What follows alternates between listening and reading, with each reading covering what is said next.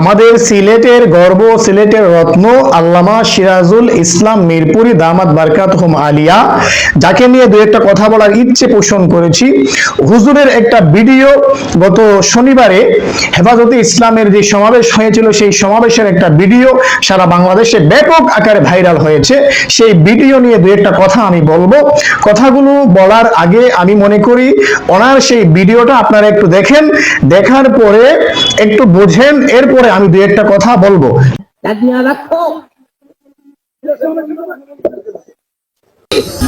একটা পুরুষ একটা বিয়া করতে পারে, আমি মহিলা একটা পুরুষকে বিয়ে করবো না কেন? আমি জিজ্ঞাসা করি, একটা পুরুষ যদি তোমাকে ব্যবহার করে বিয়ে করে কম ফেটে যেই সন্তানটা হবে, এটা একটা পুরুষের মধ্যে পুরুষার পরিষ্কার করে বলেছে। জানিয়ে রাখো, এরা নাই একটা মহিলা যখন একটা পুরুষকে বিবাহ করবে, এরপরে থেকে যে কলিয়া গ্রন্থ এই মহিলাকে আর কোন পুরুষে বিবাহ করে দেয়? আমার ভাই কোন পুরুষ নাই, আর স্বামী আছে, আর কোন পুরুষ বিয়া করবে না। বিয়া করতে পারে জানা কুকুর, কুত্তা।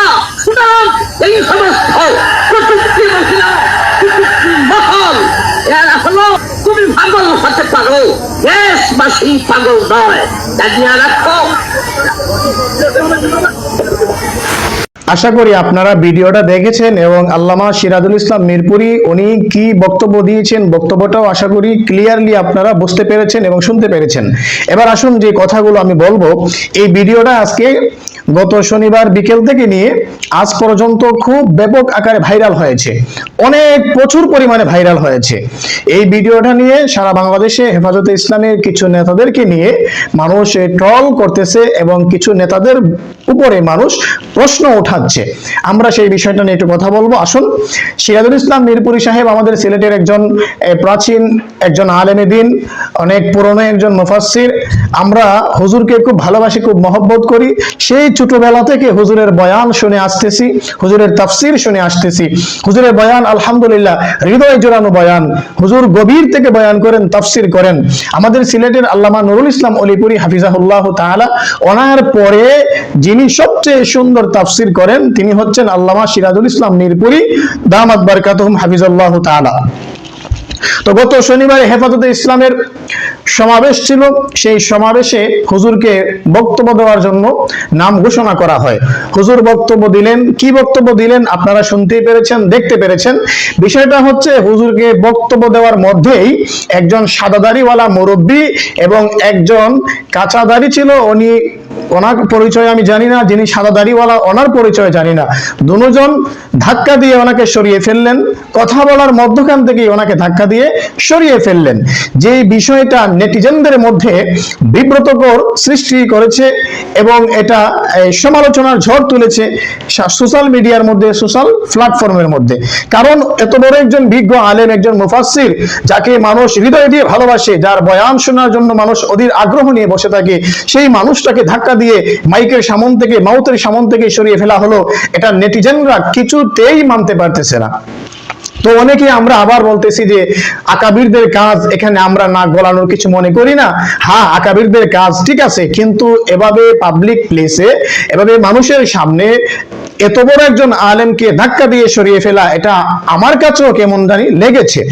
এখন বিষয় হচ্ছে, কেউ কেউ বলেছেন উনি বয়ানের মধ্যে হয়তো এমন কিছু বলেছেন যেটা ওইখানে বলা সমীচীন ছিল না, এজন্য ধাক্কা দিয়ে সরিয়ে ফেলেছেন।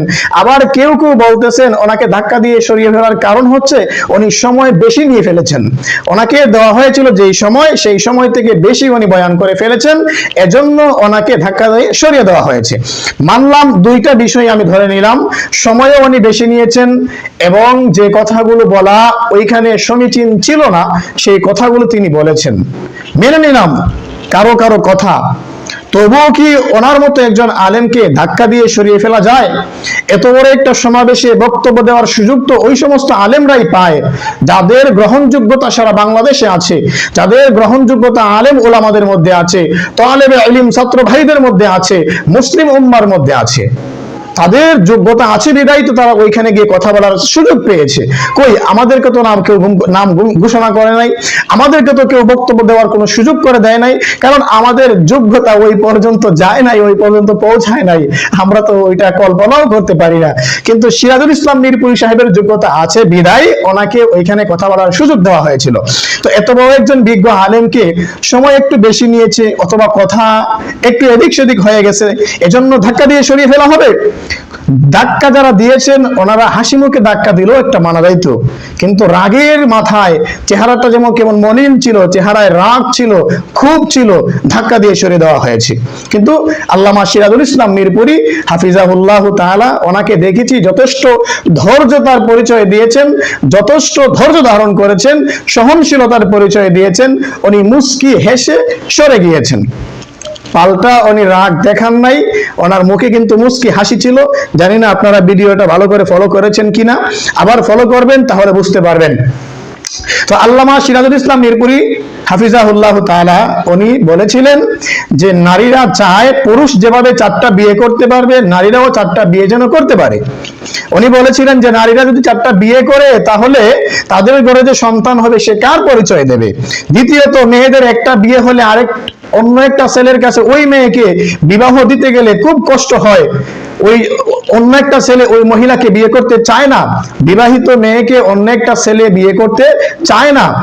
তখন তিনি বলেছিলেন যে নারী কমিশন, নারী সংস্কার কমিশনে যে নারীরা আছে সবকটা লুচ্চা, সবকটা লম্পট, সবকটা বদমাশ। ওরা যদি চায় যে ওরা আরো স্বামী গ্রহণ করবে, তাদেরকে অন্য কোনো ছেলেরা বিয়ে করবে না, বরং তাদেরকে কুত্তা, তাদেরকে শিয়াল, শকুন বিয়ে করবে, মানুষ বিয়ে করবে না। এতটুকু কথা উনি বলেছিলেন। এটা আমি মনে করি না এটা অশালীন কোনো কথা, অবান্তর কোনো কথা, অথবা সেখানে বলা যায় না এমন কোনো কথা। কারণ নারী সংস্কার কমিশনে যারা যে সমস্ত নারীরা আছে, ওই সমস্ত নারী প্রত্যেকটাই সেকুলার এবং নাস্তিক, এবং সবচাইতে জঘন্যতম মানুষ তারা, সবচাইতে খারাপ বাজে মহিলা তারা। তাদেরকে আপনি পৃথিবীর এমন কোনো শব্দ নাই যে শব্দ দিয়ে তাদেরকে গালি দিবেন, যে শব্দ দিয়ে গালি দেবেন সেটাই তাদের জন্য কম হবে। যেই শব্দ দিয়ে আপনি তাদেরকে গালি দেন না কেন সেই শব্দটাই কম হবে। তো সিরাজুল ইসলাম মিরপুরি রহমত দামাত বারকাতুহুম হাফিজাহুল্লাহ তাআলা উনি যেই শব্দ দিয়ে তাদেরকে আখ্যায়িত করেছেন, ব্যাখ্যা করেছেন, এই শব্দ আমি মনে হয় এই শব্দ তাদের জন্য কম হয়েছে। আরো যদি কোনো গর্হিত শব্দ থাকতো সেই শব্দ দিয়ে বললেও যথাযথ হইতো না। তো যদি আপনারা বক্তব্য দিকটা লক্ষ্য করেন যে উনি বক্তব্য ভুল দিয়েছেন অথবা শব্দ অশালীন ব্যবহার করেছেন, এজন্য ধাক্কা দিয়ে সরিয়ে ফেলা হয়েছে, আমি মনে করি এটা যুক্তিযুক্ত না। আর যদি মনে করেন সময় একটু বেশি নিয়েছেন, উনি একজন বড় মানুষ হিসেবে কথা একটু লম্বা হতে পারে, কথা একটু ছোট হতে পারে, এজন্য ধাক্কা দিয়ে সরিয়ে ফেলা এটাও সমীচীন না, কোনোটাই যুক্তিযুক্ত না। তবে আশা করি আপনারা বড় আকাবির, আপনারা আমাদের উস্তাদ, আমাদের শ্রদ্ধেয় ব্যক্তিত্ব, আপনারা এর সঠিক একটা ব্যাখ্যা দেবেন। নয়তো হেফাজতে ইসলামের কিছু নেতাকর্মীরা মানুষের কাছে, নেটিজেনদের কাছে ট্রলের শিকার হচ্ছে বা হবে। এর সঠিক যদি কোনো ব্যাখ্যা আপনাদের কাছ থেকে না আসে, আল্লামা সিরাজুল ইসলাম মিরপুরি হাফিজাহুল্লাহ তাআলা উনি সিলেটের মানুষের হৃদয়ের গর্ব, উনি সিলেটের মানুষের হৃদয়ের স্পন্দন। সিলেটের মানুষ এই বিষয়টা দেখে খুব কষ্ট পেয়েছে, তাদের হৃদয় থেকে রক্তকরণ হচ্ছে, এজন্য তারা এই সোশ্যাল মিডিয়ার মধ্যে প্রতিবাদ করে যাচ্ছে এবং এই ভিডিওটা নিয়ে ট্রল করে যাচ্ছে, কেন ওনাকে ধাক্কা দিয়ে সরিয়ে ফেলা হবে। উনি আমাদের হৃদয়ের স্পন্দন, অনেক মানুষের হৃদয় থেকে রক্তকরণ হচ্ছে যে হুজুরকে কেন ধাক্কা দিয়ে সরিয়ে দেওয়া হলো। আশা করি এই বিষয়টার সঠিক ব্যাখ্যা আপনারা দেবেন, যারা হেফাজতে ইসলামের নেতৃস্থানীয় আছেন বা আপনারা যারা নেতৃত্ব দিচ্ছেন হেফাজতে ইসলামকে, আপনারা এর সঠিক একটা ব্যাখ্যা দেবেন, কেন হুজুরকে ধাক্কা দিয়ে সরিয়ে ফেলা হলো, কেন হুজুরের সাথে এমন আচরণ করা হলো। এটা আসলেই নেটিজেনরা ভালো চোখে নিচ্ছে না এবং গ্রহণ করতে পারছে না মন থেকে। বিশেষ করে সিলেটের উলামায়ে কেরাম থেকে নিয়ে সিলেটের তাওহীদি জনতা কেউ এটাকে অ্যাকসেপ্ট করতে পারতেছে না, মন থেকে মেনে নিতে পারছে না।